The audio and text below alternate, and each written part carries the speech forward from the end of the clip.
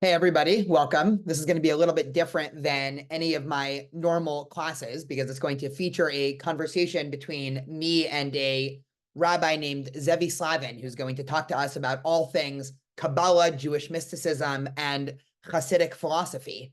And just to frame this conversation a little bit, Kabbalah or Jewish mysticism is often maligned by some, even more often misunderstood by others. And in this interesting conversation, we really unpack all of the ins and outs, the history, the philosophy, and all of the ethical imperatives that a deep and true study of Kabbalah will hopefully impart on all who venture to tackle this enormously complex issue. So now I bring you Zevi Slavin. So I'm excited to get into any and all things talking about Jewish mysticism. I stumbled upon your YouTube channel, Seekers of Unity, which is absolutely incredible. And, for any listeners there that are interested in any aspect of the conversation, strongly recommend to look it up on YouTube. You really do a great job at breaking down really everything from Jewish philosophy to Kabbalah to Hasidut to even other areas of mysticism way beyond Judaism. So I'm excited to get into all of that and try to tease those out. I want to start, more in a place of almost intellectual danger. And the way that I want to frame this question, I'm curious to bounce this off of you, that mysticism in a lot of ways is seen as a threat to normative religious institutions, to normative religious education. We were talking before offline that, growing up, I went to Jewish day school from kindergarten to 12th grade and then spent years in yeshiva. And nowhere did we ever have a systematic class talking about any type of Jewish mysticism. And at the time I thought, maybe it was just superfluous to a religious education. But as I've sort of started studying the ideas, there's a lot of radical theology that's implicit within mysticism. So I'm curious to throw that very open-ended question to you. And I know this is something you've talked about, but why is mysticism so dangerous? I love that question, and I love that we're getting right into it. It's funny because I've described mysticism as dangerous, and people have taken umbrage with that description. But I think it's true that it is dangerous. I think that it's dangerous in that it upsets our assumed categories by which the world as we know it functions. And I think to speak within a theistic concept, within a theistic context, rather, just because mysticism is a bit more broad than any one form of mysticism, but let's say mysticisms that have a concept of God at their center. Not all do, but for those that do, a core formulation and articulation of those mystical traditions, we could say, is the belief that everything is God. And this is known as pantheism, panentheism, pandeism. There's different ways of framing it depending on what exactly we mean by that statement. But when we say that everything is God, we've said, and this being a very core fundamental claim, both of Jewish mysticism, Islamic mysticism, Christian mysticism, some forms of Hindu mysticism as well. It's a very radical claim because there are many things in this world that we would like to keep separate and we would like to see not as divine or deified or sacred. And the mystic who comes to say that everything is divine, everything is sacred, everything is God, everything is of ultimate concern, whatever that word God means, is a radical and dangerous thing to say. And I think that sometimes we overlook the dangers inherent in mysticism. I would say perhaps a better word than danger might be potency, because danger does have a negative connotation. And I'm personally a proponent of philosophical mysticism, so I wouldn't necessarily call it dangerous in a negative sense, but dangerous in a potent sense, absolutely. Perfect. So you talked about philosophic mysticism, which I'm going to ask you that in about 5 minutes. So because a lot of people think of philosophy and mystical experience as sort of diametrically opposed. So we'll get to that. Sort of breaking open this historic era, just for listeners who don't know much about Jewish mysticism or really even the whole realm of Jewish philosophy. From what I've read and studied, and I'm curious, if you can add to this. This all really started when the idea of God as infinity sort of dropped into Judaism. This was an idea that was brought in from the Greek world, specifically Aristotle through the Neoplatonic tradition, but really this idea of God as either the one or in, mystical formulations, the Ein Sof, or in Maimonides formulation, something that can't be described because any descriptors binds it to some finite nature. This is all happening at a very specific place in medieval Spain, then eventually France. But if you could sort of formulate the problem, what is happening? What is giving rise to, when readers that are more familiar with traditional Jewish texts, right? Say you read the Torah portion each week, you've read the stories of the Hebrew Bible or the Tanakh, maybe you study Talmud. There isn't really any systematic thought there. I mean, these books read, not in a negative connotation, but they read like, mythical or folklorish books where you get the sense in reading the books of Genesis or Exodus or stories in the Talmud, they're not really concerned with the philosophic truth claims of what they're saying. They're a lot more storytelling, and it's unclear if they're actually making theological claims. And this all changes in a very specific time and place where you get, this outgrowth of all these different positions. So if you can ground us in a little bit of the history there, and then we'll talk about why philosophy and mysticism, even though they're thought of as opposites, are oftentimes talked about in the same sentence. Sure. So let's begin then with talking about Jewish philosophy, and then we can talk about philosophical mysticism and Jewish philosophical mysticism if we'd like. Jewish philosophy, for many historians and scholars of intellectual history and philosophy, is a misnomer, and is an oxymoron in some sense.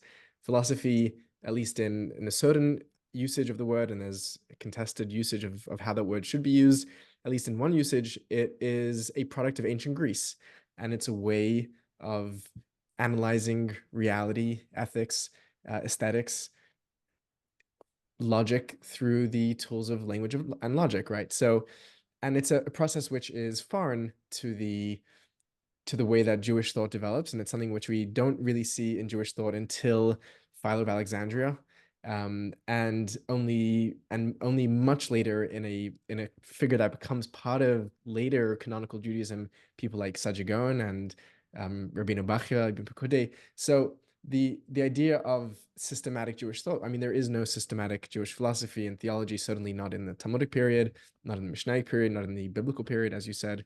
And we really have to wait until people like Yehuda Levi and Ibn Gabriel and Maimonides and Chasdei Crescas, where we begin to have Jewish philosophy. And Jewish philosophy in that context really is a attempt to integrate and reconcile and formulate Judaism in the language of Greek thought, Greek philosophical thought. There is an earlier character, Philo of Alexandria, who we mentioned, but he's a character who gets much more absorbed by the Christian intellectual world and the Jewish intellectual world. But Jewish philosophy is really two different things. There are Jews who do philosophy. There's philosophy within Judaism, but the merger of those two is really the merger of two very different ways of thinking. What happens in the Middle Ages, where we have a real flourishing of Jewish philosophy, some of the best known Jewish philosophers emerge in that period, is that we have a real full engagement between really Jewish ways of thinking about reality, ethics, texts, and a Greek way of thinking. And in that period, we have the birth of what we can then call Jewish philosophy. What's happening within the Kabbalistic world, to shift the direction there a little, and there are Kabbalists who are also philosophers. There are philosophers who are also Kabbalists. These are not mutually exclusive categories, although people may see them as such. We have Kabbalists who are dealing with Jewish mystical texts and sources that have been developed in Jewish milieus with Jewish logics, with Jewish hermeneutics, and then they're beginning to integrate them or articulate them in relationship with philosophical systems, most notably with Neoplatonism and forms of Aristotelianism. And in that moment, we have forms of Jewish philosophical mysticism beginning to develop, whether that's in people like Abraham Abulafia, whether that's in people like Maimonides or his son Abraham, whether that's in people like in Fons Vitae from Ibn Gabriel. But there are forms of Jewish mysticism which predate the birth of Jewish philosophical mysticism in the Middle Ages. One could even say that Philo, the figure we mentioned earlier, that is attempting to reconcile the Bible and Plato, is a mystic. Many do read him as a mystic, and that may be the earliest form of Jewish philosophical mysticism, which actually may go on to influence, importantly, later traditions of Neoplatonism in fascinating ways. But the point here is that we do have Jewish mysticism, and we have many forms of mysticism that predate philosophical mysticism. And when those streams meet together, we have the product which we can then call Jewish philosophical mysticism, which is an interesting combination of three worlds here. But mysticism, I think, predates philosophy in many ways, and exists in cultures that don't have philosophical language yet, and certainly is around in the Greek milieu before we have philosophy properly on its feet with Socrates, Plato, and Aristotle.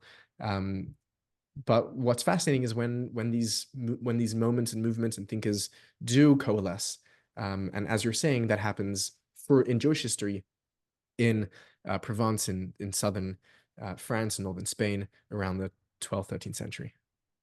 Yeah, it's almost impossible. I mean, at least from my perspective, I'm curious if you disagree. It's almost impossible to have any type of religion without mysticism in some way being an appendage to that in some way. Maybe not the way that you're describing in terms of this pantheism of all is God, because again, if you read the Tanakh or the Hebrew Bible from a very literalist perspective, God is very clearly not everywhere. God is popping in certain stories. God is definitely not even all-knowing. I mean, there's certain times, of course, where things are kept from God. Humans are trying to, Jonah tries to run away from God. I mean, there's so many stories there that, again, we could interpret those more metaphorically, but from at least a Tanakh, pshat or a literalist perspective, it very much doesn't seem like that was the idea that God is everywhere. But mysticism is sort of always there. I mean, you get an inkling from reading stories in the Tanakh and story from the Talmud that there are always different individuals having mystical experiences, and those are sort of being made,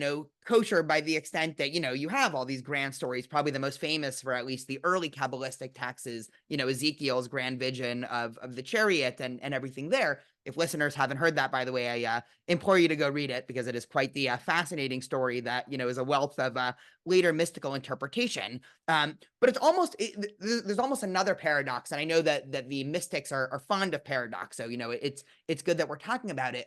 But to try to formulate a standardized system of mysticism just seems like, on its face, that's paradoxical. Mysticism's oftentimes, if I imagine it, mysticism is very personal, very subjective, not in terms of a non-truth perspective, but my mystical experience is by definition going to be different than yours, which, to get back to our, conversation about danger and potency before, right? That is danger to a religious institution, because if I'm the head of an institution and I'm trying to say there's one right way to be Jewish or one right way to be religious, and all of a sudden, the 5 people in class are each having vastly different, subjective mystical experiences, right? That's, of course, a red alarm, but it also bears, a huge almost barrier or almost an impossibility of trying to actually formulate a set of mystical ideas. So do you see that as sort of a paradox, or do you think that early formulations or later formulations of Jewish mysticism, have they been able to overcome that barrier? Yeah, interesting question. I think in terms of the question of the relationship developmentally between religion and mysticism, there's a difference of opinion amongst scholars of mysticism. Gershon Shalom, the famous father of the modern study of Jewish academic study of Jewish mysticism, famously opined that religion came first historically, and then mysticism came as an attempt to heal the rupture that religion had created between man and God, man and nature, etc. Most scholars don't follow Shalom's opinion, and I'm inclined to also differ with Shalom on this, that there's a sense of, and Shalom takes this position because he draws a hard line between prophecy and mysticism and whatnot. I'm inclined, and many other scholars are inclined, to see mysticism as something which is a much closer akin to prophetic experience, and technicalities really that are separating them. And from the encounter of the prophet with reality as they experience it, they end up going to attempt to formulate traditions, communities, practices, rituals, rites around those experiences, which then go on to birth religion. And then within the context of religion, you have mystics who are going to be part of that historical, developmental, and evolutionary process, which will challenge the hegemony and the separation caused by religions. And then you have sort of this cycle of rupture and reconstruction, of challenge and and institutionalization that goes on for the rest of religious history. But the mystics are often pretty good when it comes to formulating their experiences. It's interesting because one of the key features that have been used to describe the mystical experience is ineffability, that it's impossible to articulate what happens. And yet, the mystics don't stop talking about what happened. And the mystics are very often brilliant visionaries, poets, social architects, and very often brilliant philosophers and theoreticians and metaphysicians. And the mystics that I'm most interested in studying are precisely those who are both philosophers and mystics. And they do find really incredible ways of articulating their experiences, articulating the challenges that those experiences pose, in contrast with ordinary experience, and systems to try and reconcile and integrate their extraordinary mystical experiences, which feel more real to them than their waking everyday experience, reconciling them with their waking experience. And systematic forms of mystical philosophy have been produced in both the East and the West for thousands of years already, and they've been built on. And sometimes we see, for example, in Judaism, both during the Second Temple period, they take on a very strong angelic and mythological character, and that later is returned to some extent in the 15th and 16th century, returned to sort of the mythological narrative persona-based mysticism. But along with that, there are many, many outstanding, very rigorous philosophical mystics, and they articulate precisely where the propositions can take them, what language, the boundaries of language, the borders. And I think that some great moments in human history that we may not even think of as having much to do with mysticism is precisely articulations of philosophers that are grappling deeply with mysticism, whether that's someone like Hegel or Spinoza or Maimonides, or Ibn Rushd. These are great moments where they're working on the work of their predecessors who have articulated quite brilliant systematic metaphysics, ethics, epistemologies of mysticism. Yeah, I love the focus on the wider themes because it was certainly a trend in modern Judaism. I mean, you mentioned Gershom Scholem. I mean, he was the one that sort of started, tackling this, really hesitation within, any type of post-Enlightenment Judaism to really validate any of these forms. I mean, again, it's so fascinating that we have this really rich legacy from, again, as you said, the Second Temple period all the way through even early medieval. You have this whole type of, proto-Kabbalistic, Heichal literature all the way through. I mean, just even something that, I only learned, a couple of years ago, even after growing up in a Jewish community, that, amulets, amulets for healing were just ubiquitous throughout, medieval Ashkenaz, where again, it's not something you generally focus on if your whole worldview is very much, Tanakh, Talmud, commentators on the Talmud, and, maybe some modern Jewish philosophy, amulets, talking about different names of God and angels to protect you against illness don't neatly fit in there. And so there was really this attempt to take it out and to basically pigeonhole a lot of these more mythical or mystical experiences as these are just unfortunate results of, either a lot of times, Christian or other types of European folklorish influence on Judaism. But what you're describing here and tackling the deeper themes is it really is starting out from the same place. And maybe, if you're in, I don't know, say the 10th century or 11th century Germany, and, there's, a ton of going on, and there's the Crusades, and there's all these things for Jews to contend with. Of course, the end result of a mystical experience might look different than the end result of a mystical experience in 2024, but at its root, right, the themes of, you mentioned rupture and reconstruction, and, all these dialectical themes really are the same. I don't know if you have anything to add on that, but just, if you do, feel free to go for it. But I wanted to drill down on this idea of philosophic mysticism. You mentioned some of your favorite thinkers. Can you talk about one or two, famous people who you would consider to be philosophic mystics and sort of what their, or at least attempt to delineate what their worldview is? Yeah, sure. Yeah, I mean, certainly what you're saying is true, that there was a very conscious and concerted effort to try and sanitize Judaism for a Western European, particularly German audience. primarily carried out by the Wissenschaft school. Wissenschaft des Judentumens, the school of Jewish science, that anything that smacked of occultism, esotericism, or magic or mysticism was embarrassing, and therefore was not Jewish. And they wanted to formulate a form of rational Judaism, Judaism within the bounds of reason in the Kantian sense of that word. Sure. We can talk about, let's say, if we're going to talk about some Jewish philosophical mystics, we could talk about Spinoza. We could talk about Maimonides, two very interconnected figures close to my heart. Spinoza's So worldview. just Yeah, sorry to cut you off, because I'm imagining a lot of listeners are thinking this. I'm about 50% thinking this, just to drill down on Maimonides, because he obviously comes before Spinoza. Many people probably know Maimonides as the rationalist par excellence of, right. somebody who really attempted to take rationalism and all these Greek ideas and reduce, in some sense, this is the complaint that Maimonides got, to really reduce Judaism into a system of true and false philosophy, and his, legal code was very much, again, according to one reading of Maimonides, this is a hyper rationalistic, this just improves society or social well-being. So it seems like at face value, Maimonides seems to leave very little room for mystical experience. So I would love to hear the defense of Maimonides as the mystic.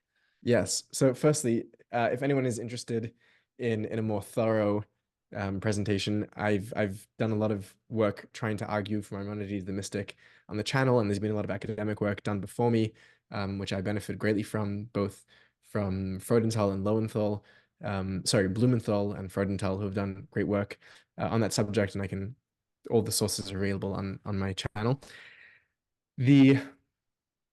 So let's back up a second and ask, what do we mean when we say mystic? What do we mean when we say mysticism, and in what way is Maimonides therefore a philosophical mystic properly considered? When we say mysticism, we immediately think of mystical experience, and I think that's both good and a bit of a mistake. Mysticism, I think, is more than just mystical experience. It's mystical experiences, it's mystical, and that's in the plural. It's mystical theories and it's mystical practices. So it is experiences in which the subjective ego, which is separate from the rest of the reality, seems to melt away in some sense, and there's a sense of unity or interdependence or interconnectedness between the self and what was prior considered to be non-self. And that's either done through an expansion of the self or through a collapse of the self. That's sort of the phenomenology on that side of things. And there's a lot more to talk about in that regard. The theories of mysticism are the attempts to understand and explain this newfound underlying unity to reality. So that could be pantheistic, that could be monistic, that could be panpsychistic, or many forms of theories attempting to explain what's going on. And then the practice of mysticism are the rituals that one undertakes to induce the mystical experiences or prepare oneself for them, and the ethics, how one behaves going forward. And I think on those grounds, it's fair to see and correct to see Maimonides as a philosophical mystic, because Maimonides inherits a worldview from many sources, but among his philosophical sources is, of course, Aristotle, and not just Aristotle, but a new Platonized form of Aristotelianism, which he may or may not have been aware of. There was a text circulating during the Middle Ages called the Theology of Aristotle, which was very influential on Maimonides and his contemporaries. The theology of Aristotle is actually not from Aristotle, it's from Plotinus, who is considered the father of Western philosophical mysticism, following on from Plato. And the basic sense that we have in that Platonic form and Neoplatonic form of mysticism is that while there is a apparent reality to which we are privy, if we can use the power of our intellect, we can unite with what Maimonides called the active intellect, which is, to put this in sort of non-technical language, it is an overflow from the divine through which the divine manifests, cognizes, and brings our reality into being. And what happens is, for Maimonides, if the individual is able to engage in the practices and the mystical practices of meditation and silence, as he outlines in part 3 of the guide, what he sees as the rational reconstruction of Maaseh Merkava, of the Merkava mysticism of ancient Israel. If one can engage in those meditative practices so that one is not thinking of anything at all, but thinking simply of God alone, and there we can see his epistemology of mysticism being fleshed out, the way that he understands thought from a Aristotelian sense, that thought itself is the very object in which it is cognizing. So if one is cognizing God, their mind becomes God in some sense. And through doing that, one connects their mind, their seichel, their mind, which is the created seichel, with their created intellect, with the active intellect, and creates a metaphysical chain through which one unites and enters the palace, is the metaphor that Maimonides uses. And that state leads to the final chapter of Maimonides' guide, which is to the ethics of mysticism, which is where one therefore lives a life full of compassion and love and care for the stranger, because they've now seen how they're all part of the divine flow, and that is the self-induced state of mystical experience that Maimonides talks about. So I think that on those grounds, it's correct to see Maimonides as a philosophical mystic, who in some sense believes that the only true thing in existence is the divine, and the only thing that is true in our manifest reality is the divine overflow. And through a cognitive, meditative, intellectual process, both rational and experiential, one can come to that union. And the challenge precisely here is that we think that rationalism and mysticism are enemies, are opposite. They're certainly not, and they're certainly not during the Middle Ages. During the Middle Ages, the act of cognizing, the act of rationalization, is done through and only through connecting one's mind with the overflow from the mind of God. So hence, to be rational is to be mystical from a cognitive standpoint. And when we can show that flows both into ethics and to experience and to theory, we could see how that mysticism is not just rational. It's also empirical, and it's also experiential, and ethical for those figures. Yeah. So, No, I was going to say this, it seems like this is 1,000 years ahead of its time, because I think now, if we were talking 50 years ago, I think people might be shocked, but I think now there's such a proliferation of specifically the realms of society that tend to be the most quote unquote rationalistic. So you have, the people from the fields of neurosciences, or of course, there's almost the negative stereotype of like the, meditative tech bros, but, we can leave that aside. But it seems like, fields that seem to be hyper rationalistic, we can talk a lot about even the modern field of mathematics, almost are seeping into mysticism, or we're seeing a regrowth of people meditating and doing all these things that really do seem like they're out of either Maimonides or, some of the early commentators on Maimonides, that they really did see rationalism not as an enemy to mysticism, but as the sort of scaffolding to then begin a mystical experience. And so, Maimonides there is fascinating, because like all good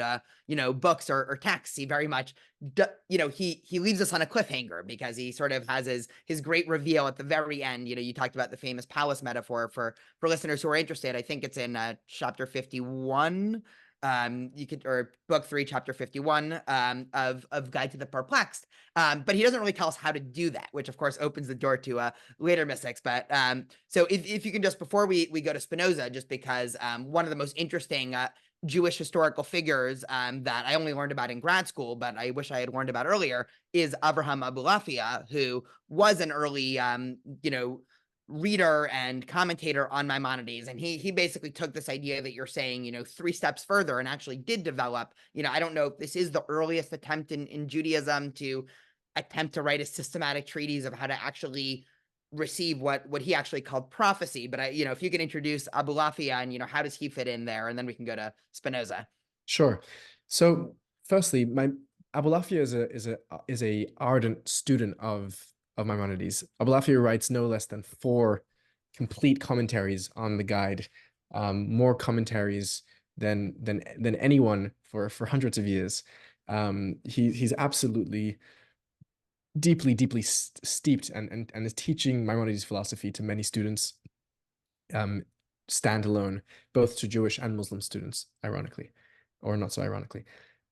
The Maimonides himself calls this state a state of prophecy, and Maimonides, both in the Mishnah Torah and in Moreh Nevuchim, speaks about this prophetic experience as a transformative experience. Maimonides writes that through this experience, based on the verse speaking about the prophet, about King Saul, that the person becomes transformed into a new person. There's a transformative experience, which we know from contemporary studies of mysticism, that's part of what happens in mystical experiences. And they become a new person, and Maimonides reads that as a form of angelification. They become an angel. They become a metaphysical being in some sense. They transcend their own physicality and mortality. This is Maimonides, not even Abulafia. So Abulafia continues that line of thinking of prophecy, and he brings in Maimonides. By the way, Maimonides does provide some directions and steps of how to get there. For Maimonides, what's of chief importance is that we have an accurate conception of God, so that our mind can be connecting to truth and reality, not to falsehood. And that's why Maimonides spends the first 70 odd chapters of the guide trying to dispel what he sees as idolatristic, anthropomorphic readings of God in the Bible. And part of that is a philosophical training to come to a correct conception of God, upon which one meditates. And he does provide instructions of how one meditates about it in bed at night, alone, thinking of God and nothing else, although doing it briefly. What Abulafia does is Abulafia spins a forms of mysticism that Maimonides both rejects and in some cases maybe not aware of, but often is aware of and rejects them. And he brings them into the system. And most importantly, those are forms of number mysticism and forms of bodily mysticism. The number mysticism he is getting from the rich traditions of Chassidic Ashkenaz, of Jewish German pietism, which are building on earlier forms of Jewish mysticism, working with the letters, with the belief that the letters of the Hebrew language are not just happenstance, they're not just constructed, they're not just conventional, they're not just language by consensus, but they're actually essential, that they're the language with which God creates the world. Maimonides, according to Kellner and others, seems to reject this view quite heavily, which would explain why he does not engage in forms of letter and linguistic mysticism. Abulafia very much embraces this divine, constructive, essential view of the Hebrew language, and even in some cases uses language outside of Hebrew. He engages with practices with not just Hebrew words, but primarily Hebrew, and he's also engaging with bodily movements and forms, and those scholars seem to indicate that he's getting from yogic forms of mysticism, which make their way over into Spain at the period. But that's maybe still a bit more of an open case than letter mysticism, which we have good background for. And what Abulafia does is Abulafia leads us into a very fascinating, in some way, absurdist or postmodern engagement with language, which is kind of ironic and hundreds of years before his time, something which has been discussed by people like Umberto Eco and others, that are quite taken by how advanced and how prophetic he is with his use of language. And what I mean, there's a lot to say about Abulafia's mysticism, and both, I mean, many people have written on him, and I've done some classes on him. Those are available for the public. But Abulafia, if we could say in one word, seems to want to take our mind to places where it itself is not willing and ready and maybe even capable on its own of going. And precisely that which keeps us from going there is language. Language creates the categories of separation, of self and other, of now and then, of here and there, of us and them. And by taking letters and deconstructing them, really, literally taking them apart, mixing them together, what he calls tzirufioisius, this sort of combinatory letter practice, we begin to jumble and play and mess with language, to a place where we don't use language to fortify the mind, but after we've come to a place of correct thought through Maimonides, we can then deconstruct the mind and come to the kenosis, the emptiness needed to invite a paradoxical, dialectical form of understanding back into our reality.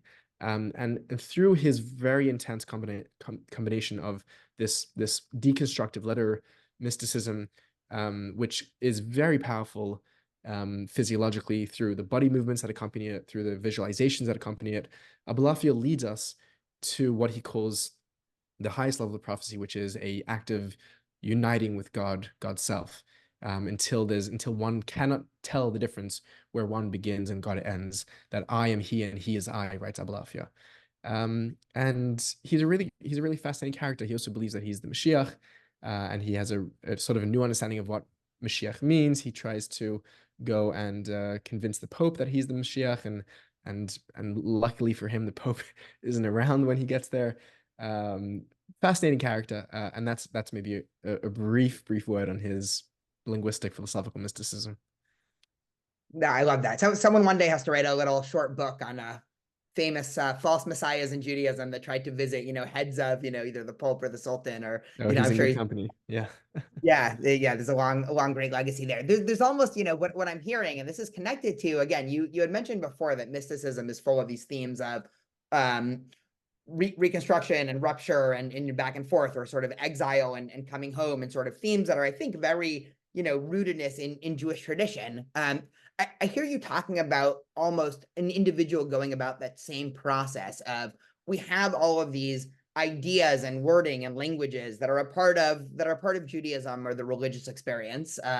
As you mentioned before, Maimonides and then Abulafia spend a great amount of their work trying to basically convince us that any real language or really real attempt to capture God, or to capture religious experiences, by definition wrong, or a falsehood, or Maimonides goes further to say idolatry. So then we knock ourselves down to this level of either nothingness or complete unity with the infinite, which in Kabbalistic terms plays upon this idea of nothingness a lot also, right? There's a fascinating, again, talking about this deconstructing words, right? The word ayin in Hebrew, meaning nothing, or ain, has the same wording as ani, or the self. And so there's this fascinating interplay there.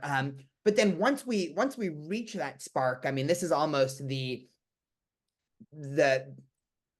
I don't want to call it the depressing nature of reality, but almost the tragedy of existence, is that once we reach that place of unity or rootedness and are shaken out of it, we have no choice but to then try to explain it using the very tools, either words or rituals or things or ideas, that we then spent so long trying to shake off when we were actually trying to reach this place. So we're constantly going through these cycles, which then, even the later Kabbalistic tradition, and eventually as it seeps into, the Hasidic movement, are then full of so many rich ideas and rituals and, ways of trying to understand God and God's nature that are almost antithetical to this, but almost necessary in some way. I don't even really have a question, but I'm wondering, for the person that's listening to this, that maybe is a part of a religious community, or maybe somebody here is coming from a much more secular background, what does one do with all this? I know that's sort of an unfair question, but it kind of seems like almost a chicken and egg question, where to reach a mystical state, you need to start off within a religious system. You then need to break down that religious system to ground zero before you build it back up. But because if you start at zero, you have nowhere to grow. I don't know. It's not really a question, just sort of a half question, half a puzzled statement. I think that the best thing to do with all this is to roll up one's sleeves and find another human that's in need, to whom we could be a source of comfort and help for, and to go and help them, literally, physically, whether that's in a community garden or an old age home, or someone crossing the street that needs a hand, or someone that needs financial aid, or someone that needs someone to check in on them and make sure that they feel seen. And to me, that's very much the outcome. That's the bottom line of Jewish mysticism, all the way from Tanakh into Hasidism. Um, there's a very beautiful description in the Talmud of what it means to imitate God, imitatio Dei in Latin, v'halachta b'drachav, to follow in the ways of God in Hebrew, which is a core of both rabbinic theology and later Jewish mysticism, in the attempt to actually become divine and deified.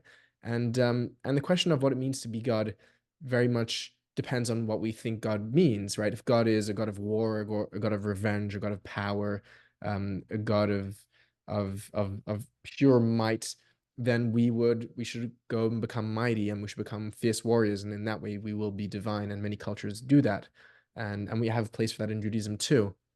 But when the Talmud tries to answer the question of what it means to follow in the ways of God, it asks a strange kind of anthropomorphic, physicalized question, which is, how can you walk in the way of God? God is a consuming fire, as described by the Bible.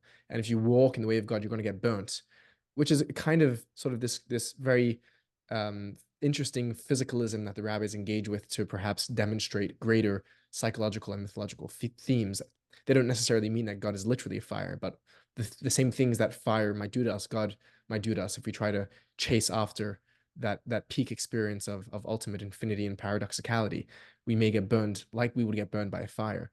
And the rabbis say instead, we should imitate the actions of God. We should, well, there's two answers in the Talmud. One is to cleave to those who emulate God, namely the sages, the righteous, and the other is to emulate the acts of God, which is that God buries the dead, God feeds the hungry, and God visits the sick and clothes the naked. And that's, to me, that's kind of when we get confused and we ask, what do we do with all this? And we can get in our head about it.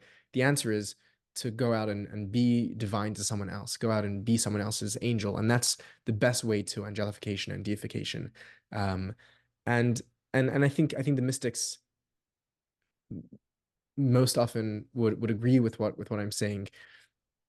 There's a lot going on here in terms of language and the uses and abuses and misuses of language. It's a very beautiful dance that goes on. Wittgenstein, who many don't see as particularly mystical, has some strong mystical lines that he takes in his Tractatus. He writes towards the end that the the role of philosophy is to describe like how things are. That things are is mystical. Like the very isness of reality is mystical. He talks about language as a ladder that we climb on, and then once we're done with that ladder, we can toss the ladder away. The Jewish mystics often want to come back down with that ladder. They want to use language to come back down and use what they can. Martin Buber, a great Jewish philosopher and mystic, speaks about the mystic coming back from their experience, rattling the seven locked gate, and throwing that fiery wood over the gate when the gate would open, trying to tow the experience of timelessness into the bounds of time and the lines of language. And these sort of very, very beautiful poetic description that he introduces one of his books, Static Confessions, with. And I think that for the Jewish prophets, who I see as mystics, when they come back down from these crazy experiences, like you said, Ezekiel chapter 1, they see God sitting on the throne, surrounded by fiery beasts and angels. And what the prophets do when they come back is they say, guys, they say, Herr sich zu, if they would speak Yiddish, listen up. Stop abusing the widow and the orphan and the stranger and the pauper. Make tzedek tirdev, pursue justice, plant righteousness, and then when my righteousness flows like a river, then people will know what's up.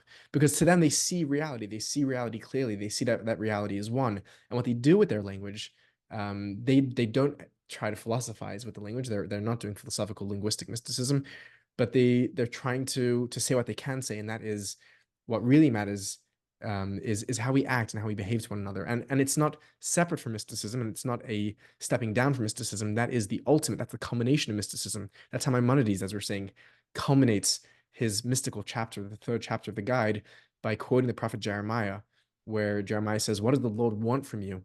Do you think that you're going to exalt in your wealth and your riches and your wisdom and your knowledge?" And he says, no, that's not interesting. It's boring for you. It's boring for God. What God wants is that you should be kind. You should be merciful. You should conduct justice and charity in your lives. And that's, yeah, I think sometimes when we get a bit lost and confused, we can come back to the Jewish language, both from the prophets, from the sages, the Maimonides, through to Buber and the Hasidic thinkers, who speak in one voice about the need for mysticism to act out the reality that we see to be true in the mystical experiences. The reality that we see true is that all of reality is one. And therefore, how do I treat how do I treat the rest of reality as if it's part of me? And that's a simple question, but a difficult one to act out and answer.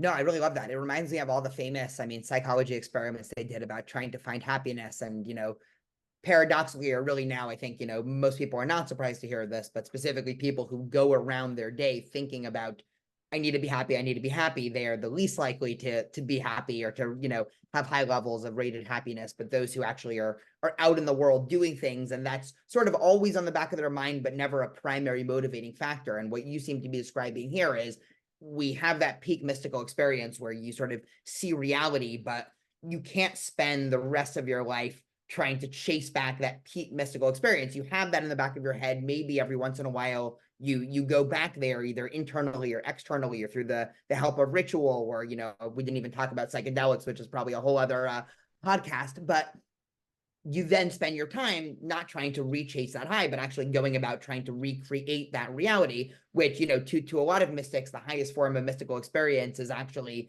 becoming godly in some way, and not through any type of, oh, I'm God, obey me, but really trying to emulate, the best of what you imagine God to be there. And so there's sort of a melting down of everything, and sort of it's our job to sort of rebuild that. I guess we've been talking for about 45 minutes. I have one more question, and then I'm happy to, if there's any other things that you wanted to discuss, happy to go there. Only because I know this is a fascinating debate among a lot of, students of mysticism.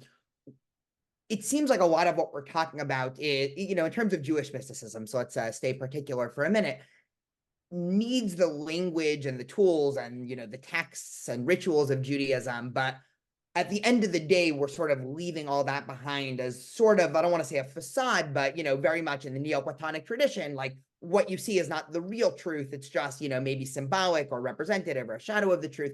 What would you say to somebody, and this is, a very, millennial or Gen Z philosophy of saying, well, I can find all of this outside of the realm of any particular religious tradition. So, somebody who wants to go full universalist and say, I can just have mystical experiences, if the end goal is this sort of universalism and understanding that everything is one and we are all the same, why start off in a particularistic tradition? Like why then worry about, what Jewish laws are or Jewish texts have to say, or, who cares if the Talmud has a debate about, the proper way to, wrap tefillin in the morning? What would you sort of say? Because I know, just personally, and you talk about this on your channel, you are still a practicing Hasidic Jew who, I imagine is engaged in a lot of particularisms of Judaism, even with this sort of wider philosophy or of, this wider philosophic mystical outlook of saying, at the end of the day, we're all one. So what would be your personal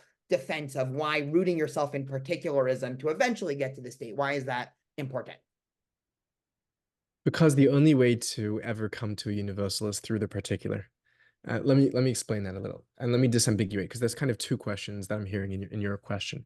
One is why all these details and rituals and practices and technicalities? Why don't we just embrace the one? And second question is why do that through the Jewish particular lens? Why not just go out and take a bit from everything, spiritual but not religious, and mix it all together?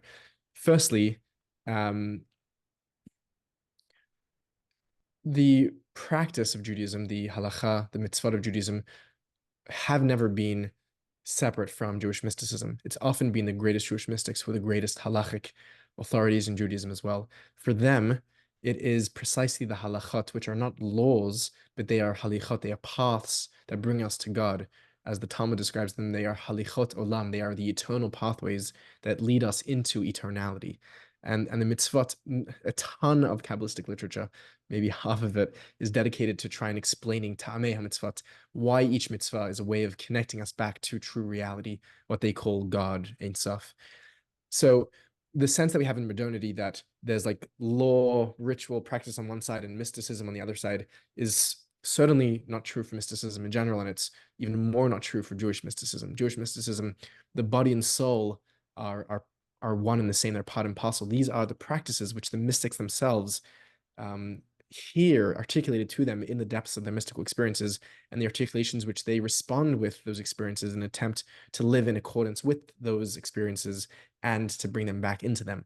So firstly, a point which I'm going to have to make some content on the channel about, because it's very important and very misunderstood, the relationship between halacha and Kabbalah, let's say, to use those categories, or I mean, different ways of saying the same thing. In terms of the second question here, which is the why do this in the particular form of Jewish, Hasidic, Chabad, you know, all the particularities that we lay, why don't we just let go and be one with everything? I think that it's a beautiful question. It's also somewhat of a misguided question, because it's it's impossible to be universal. We are particulars. I'm sitting in this seat, and I'm not also sitting next to me. I'm sitting only in one place. I'm only insofar as we're interacting here in our conventional sense of conscious reality. I'm in this moment, and I'm not speaking to you from the past or from the future. I'm a particular being embedded in space and time. I'm speaking to you in English. There's particularism in the way that I'm expressing. I'm born and identify in the body of a man. That's a particularity. I'm born in a particular country. These are all particularities which are the facticity of my reality. I can there is a core of myself which transcends gender, which transcends nationality, which transcends time. Yes, but the way that we manifest in manifest reality is in our particularities. And the idea that we find in mystics from Plotinus to Ibn Arabi to Shankara to Nagarjuna is not that we come to a universal by running away from our particularism, but by expressing, by seeing our particularism as an expression of the universal, we can then come to our universalism through our particularism. You can think about it like a in in physics or in mathematics, when you have like complex sets of self-replicating like chaos, like Mandelbrot sets or holograms, where any single slice of that whole is a full picture of the whole itself, and each one is a repeating each one is a repeating pattern of that infinite complexity. It's a principle which you see that Plotinus puts forth in the Enneads, that all of reality is like this holographic reality where each speck is a particular which is the entire whole in that particular, in some sense. In Jewish mysticism, the way that we refer to this is etzem pshatotevus b'muktase atotevus b'kule, that if we believe that everything is divine essence, any part of essence is truly infinite, and therefore any part of it is a reflection of the whole. This is like what I'm trying to say here is on a sort of more philosophical stance, is that if we do believe in true infinity, then every instantiation of that is truly infinite, and the only way that we can interact with infinity is through our particularity. So, and to put this in very practical terms, right? I'm engaged in sort of comparative mysticism. I'm interested in like inner and interfaith work. If I'm going to show up to another tradition and I need to have a name. Hi, my name is Zevi. Hi, I speak from a certain place. I speak from where I am. I come with Jewish practice, and I come with the understanding, not that my practice is better than anyone else's, the same way that I don't think English is better than Spanish, but that's the language I speak and I can communicate to you.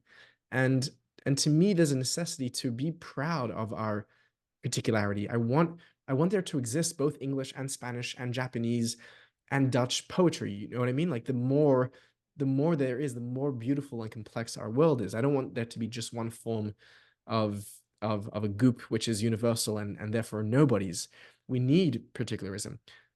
With that particularism, we can then learn how to translate. We can learn that, oh, we can communicate. Our particularism doesn't have to exclude us from one another, but can bring us into relationship with one another.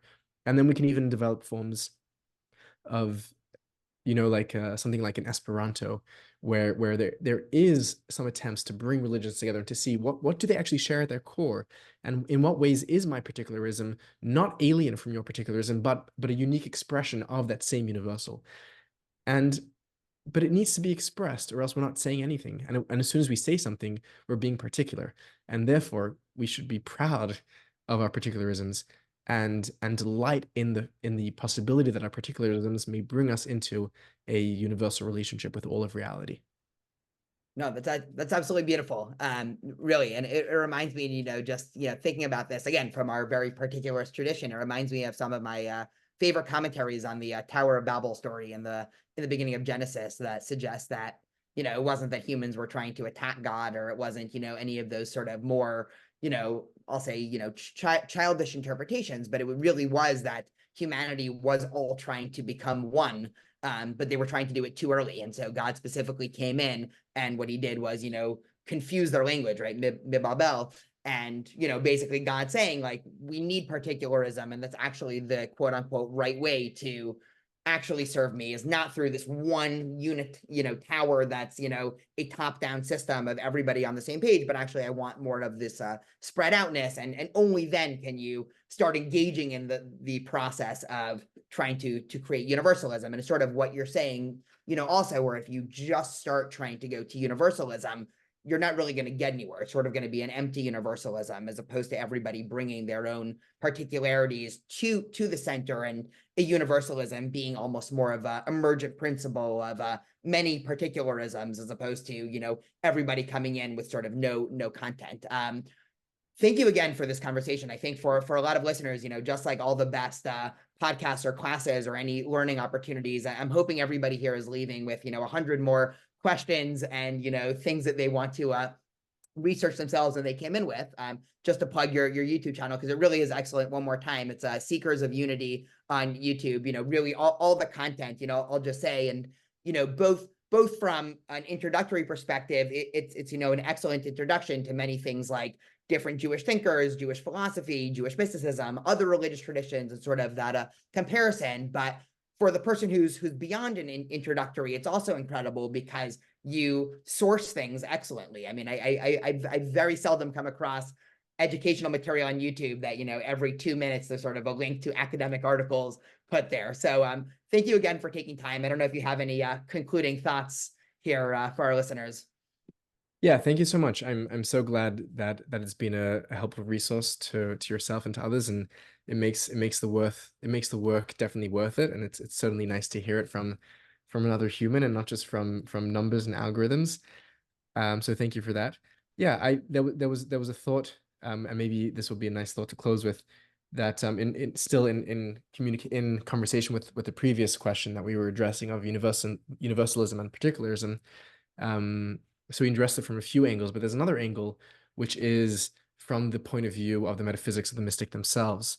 From the point of view of the mystic, that the universalism which people are describing, where everything is one and the same, already in fact existed. It existed because God is one before anything exists, right?